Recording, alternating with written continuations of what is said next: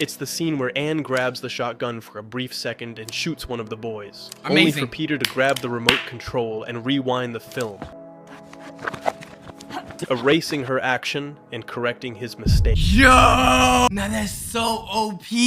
What's good, YouTube? Today we're gonna be looking at when the horror villain knows he's inside a movie. I'm surprised someone made a plot point like that. I wanna see, is he gonna take advantage knowing that he's inside a movie? Without further ado, let's get started. Oh, come on. Stop being such a coward. Okay? Do you think it's enough? You ain't gotta stare at my soul like that, buddy, okay? You're the villain. I'm just trying to enjoy my shit. Calm down, look back at him. You want a real ending, right? With plausible plot development? You making me feel guilty, bro. I'm just trying to watch a movie. Probably one of the most challenging films I've ever seen. And the most unsettling part is that when I started watching it, I had no idea what I was getting myself into. Instead, during the first few minutes, I thought I was watching a typical genre film with two intruders breaking into an ordinary family's home. Why are you doing this? Why not? To make their lives a living hell. Okay, let's play another game. And that's exactly what happens for the first 30 minutes. Until we get to this moment, where one of these two psychos forces the woman to go find her dog. Cold. Ice cold. And then, this happens. Warmer. Warmer. And yeah, in case you were wondering, he is looking straight at you. This is the first time the guy breaks the fourth wall in the movie. And it's because he's fully aware that he's in it. I'll be 100% honest. If I knew I was in a movie and I knew none of this was actually gonna get me in trouble for it, I'm doing crazy shit. I'm breaking all the laws. I'll be real, you know? Can I really blame him for being a villain? If I knew I'm in a movie, oh, I'm smashing the characters. Call it weird. What would you like to hear? What would make you happy? None of what I said is true. You know that as well as I do. And you'd think that watching a movie where the illusion is shattered so early on would make it less impactful, but it's actually the complete opposite. It's boring when mutes suffer. We want to entertain our audience, right?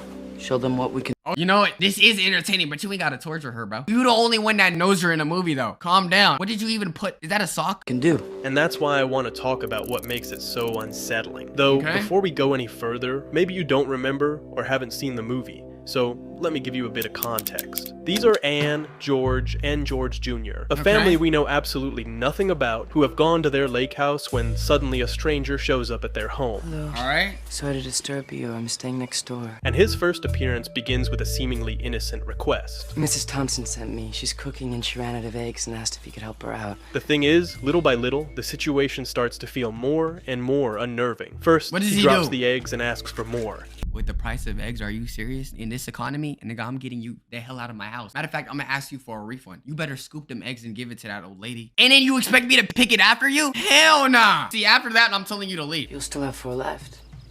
It's a box for the dozen, isn't it? Or am I mistaken? Then, he drops Anne. You dare to tell me that I got more eggs for myself? Yo, bro, I'm shoving the egg up your ass. Let that shit shatter there. What are you talking about? Anne's phone into the water. Oh, God. What? Oh, no. And finally, is he a villain or is he just an asshole? Dude, he made an insane mistake. And now you putting her phone up? Bro, kick him out. Bro, don't tell me you one of those families that, you know, you're too kind and you let everything slide, bro. I'm kicking you out. When she asked him to leave, Look, before you destroy the rest of the kitchen, maybe you should just take the eggs and leave. All right? The scene escalates. Now she's not just up against one intruder, but two, with an attitude that grows increasingly invasive. Would you mind if I tried this? Just once, please. Real quick. However, it never becomes explicitly violent. Please just go, right now. Did I do something wrong? I asked you to leave. I want you to go. See the dog? Honey. Video?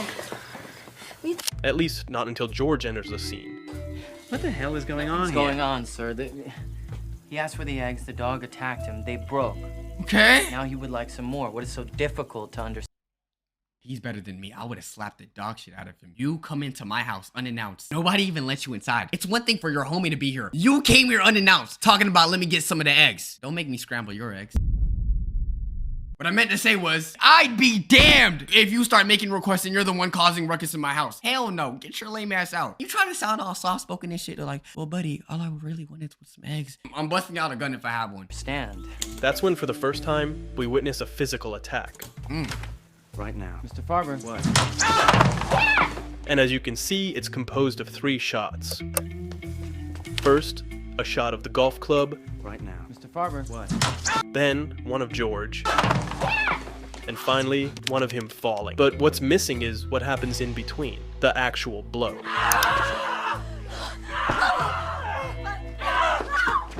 This is something that happens repeatedly throughout the entire movie, which is no small detail, since the story essentially revolves around how these two individuals Why do you think they're doing that? torment a family. Yet, we never explicitly see the violence. It always happens off-screen, conveyed through sound. I'm sorry. That sounded like somebody was taking some ferocious ass dick. Maybe my mind is just corrupt, but that yell sounded insanity, bro. Plus, even though the violence isn't shown, these moments aren't stylized the way they often are in other films. Because one thing is how this sounds, and a completely different one is how this other moment sounds. Exactly. Daddy would like to play too. Which almost feels like the audio is about to clip, making it borderline unbearable.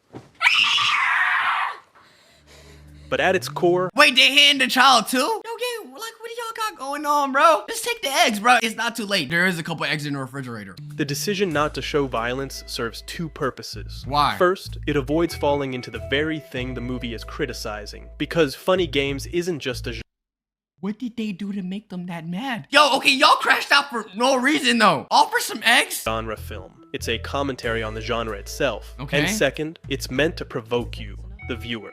Warmer. That's exactly why the next scene, Warmer. when Peter forces Anne to look for her dog, Warmer. is so unsettling. When he looks straight at the camera, you're no longer just on the victim's side. You become complicit with the perpetrator. They don't want to bet. Well, it's not an option.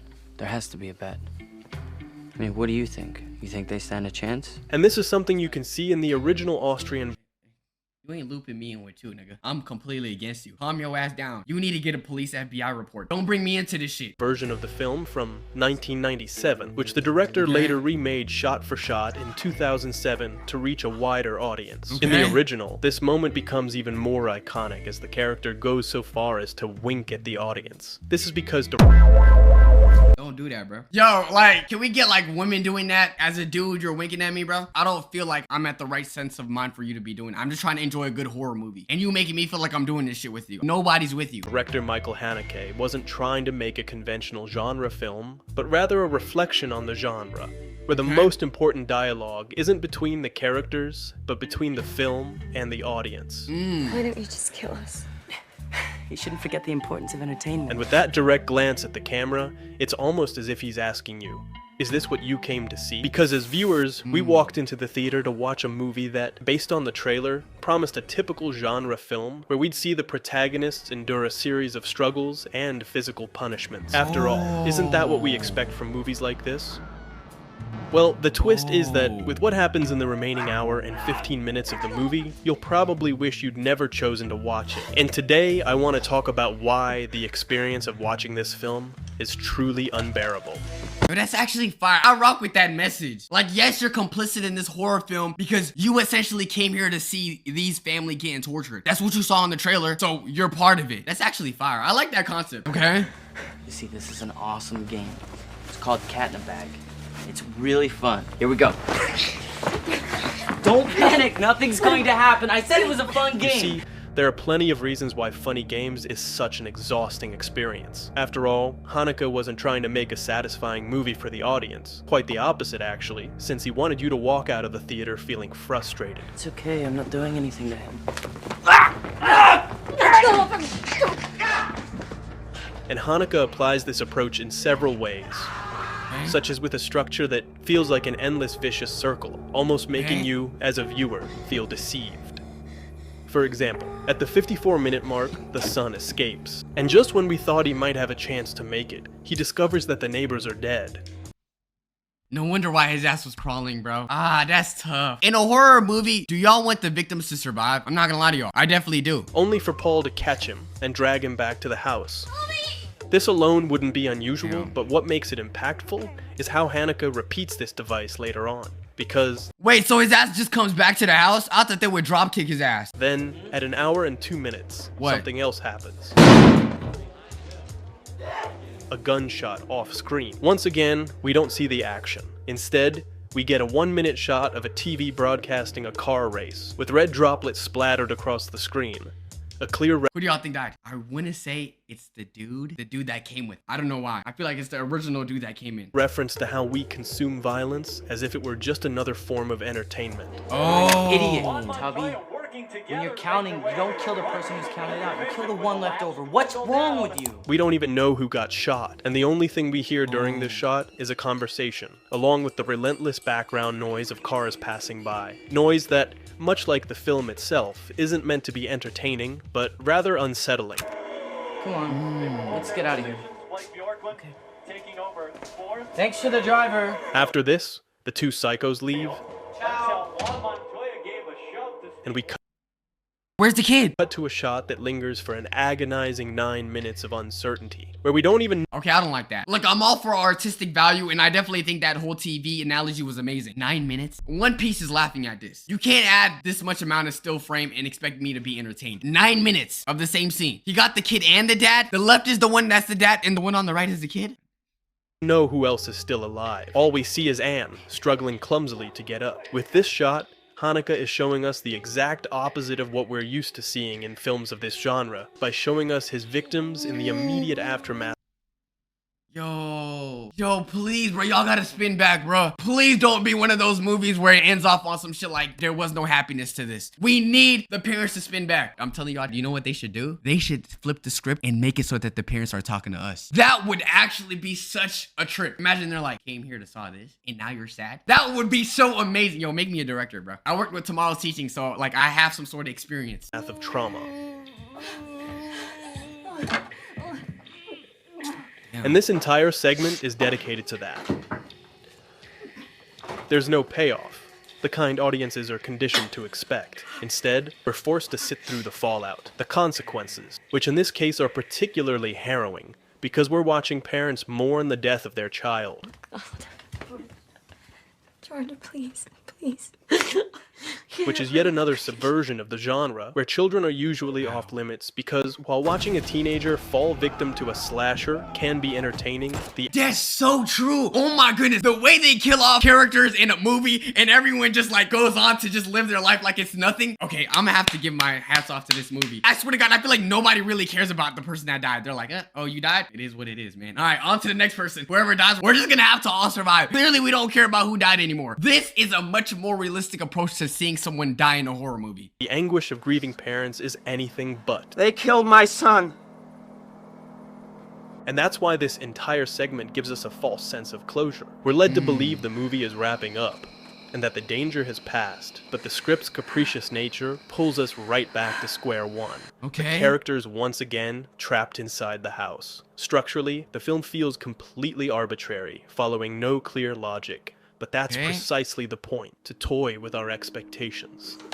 So what happens? Get it? Golf clubs are in the way. You can see this approach clearly in how Haneke plays with Chekhov's gun, a dramatic principle that states that if an element is introduced in the first act, such as a gun hanging on the wall, it should be used by the third act. Otherwise, showing it would create a false expectation. Fully aware that this is a narrative convention, the film deliberately decides to break it toward the end. We need a sharp knife. Okay. Take, for example, a knife that George Jr. asks Anne for early on. It pops up repeatedly throughout the film, with the camera deliberately emphasizing, and in the end, it's presented as a potential way out, only to be casually discarded. But the moment where this deliberately arbitrary narrative reaches its peak comes at this point, the most blatant narrative trap in the entire film. The one that, if you weren't already angry enough, might just make you want to get up and walk out of the theater. Look out! See, that's why you cannot take me to a horror movie. A lot of the things that should be shocking to people, I find funny. But I will say this, that looked like some shit you would see on Quentin Tarantino films. Whenever I see like somebody shoot a gun, I get more shocked when it's like a regular gun. But when it's a shotgun and they get blown back, I'm gonna laugh. I'm sorry. That's an insane way to capture someone getting shot. Yeah! In films, you know, you're used to cheering on violence, and he gives you that one moment where you do punch the sky. It's the scene where Anne grabs the shotgun for a brief second and shoots one of the boys. Amazing. Only for Peter to grab the remote control and rewind the film.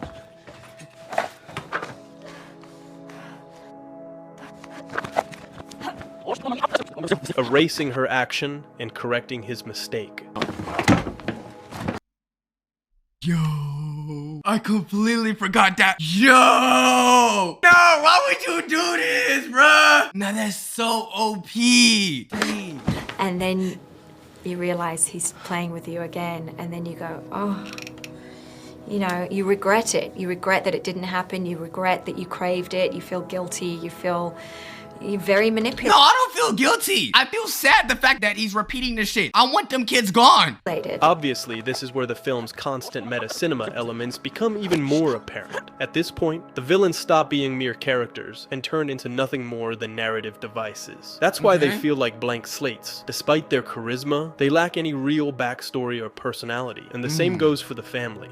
We know virtually nothing about them. They have no defining traits. We don't know what they do for a living, and their relationships are as archetypical as they come. Even their hobbies and actions feel generic, reinforcing the sense that they exist purely to serve the film's experiment rather than to be relatable or fully realized characters. In fact, Haneke flips the typical tropes of this kind of film with this couple, because by the end, when both characters are captured again, the movie refuses to offer the audience any sense of solace or emotional relief. Wow. 1, 2. Instead of a final moment of mutual comfort between them, we get this. Well, start with her then. The battery wasn't dead yet.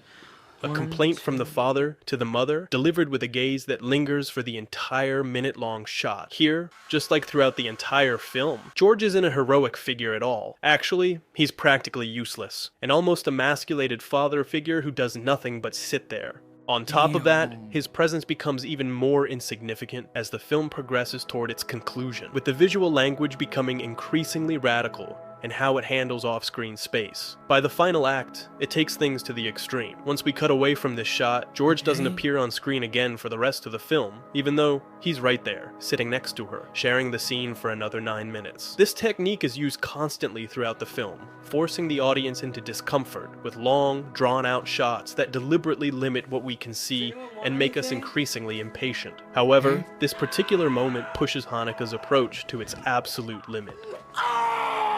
And this idea of all the elements being practically blank slates extends to the setting as well.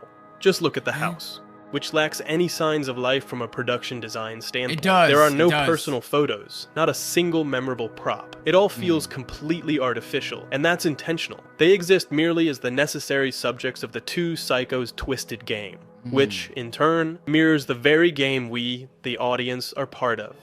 Except, in our case, it's not orchestrated by the psychos, but by the director himself, who speaks to us through them. All of these dialogues... But is the fiction real? Why? Well, you can see it in the movie, right? Of course. They're nothing more than Haneke making his commentary. C'est un film sur la représentation de la violence dans les médias, ou dans le cinéma. C'est une sorte, au moins c'est l'essai d'analyser dans l'œuvre, de donner l'analyse de l'œuvre dans l'œuvre. Do my pay? Okay, yeah. My Duolingo subscription expired a couple of months ago. I gotta re-up on my French. Shout out to him though. Well, and it's just as real as reality. Because you can see it too. Right? Wow.